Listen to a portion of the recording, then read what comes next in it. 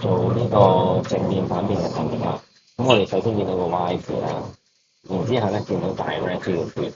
咁 direct 即係之前都講過正變嘅意思。正變咧係同性有關係嘅。同乜嘢正變咧？x 嘅3次正變。然後你見到 inverse 呢個字，咁 inverse 係反變。咁反變咧同除有關嘅，同二者咧就反變。咁我哋就嚟睇啦。咁係個 Y 行先㗎嘛，咁就個 Y 行先啦。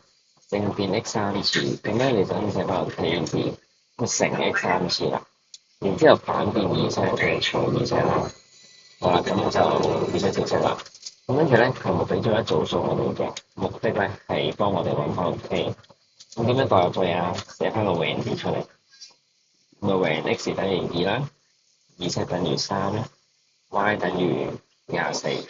咁代翻晒數入去啦。咁 y 係24啦，咁 k 就照寫啦。x 嘅3次即係2嘅3次啦，除翻二七即係除2，即係除2。好啦，咁跟住我哋可以除3。好啦，咁跟住點樣做啊？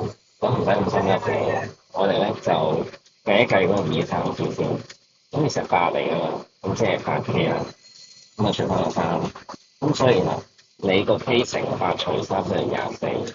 咁你就調位啦，將個24除翻8乘翻個3咧，就等於個 k 啦。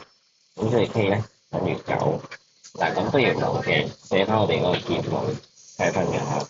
咁 y 咧就等於9乘3k 除2啫，即係話將個 k 咧就代翻入去一開始調式度嘅。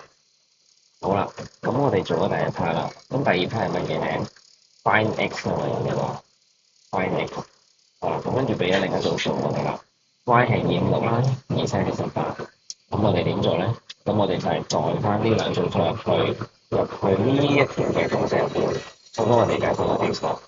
咁所以我哋就係啦 y 等於256，二七等於18啦。咁啊代數表出到。咁啊 y 係256啦，跟住有 x 3次要揾呢個消息，咁除翻2即係除18啦。好啦，咁我哋咧其實知道9同18即係將佢2嚟㗎嘛，喺分母度。咁將個2乘上去就係2啦，咁等於 x 嘅3次。好啦，咁撳一撳機嘅話咧 ，x 就等於8嘅。好啦，點解啊？因為咧呢個8其實就係將個3次方調落去嘅，將個3次方調落去，咁就係開3次方啦。即係有5個2開3次方，撳一撳機，咁就會睇到 x 嘅8啦。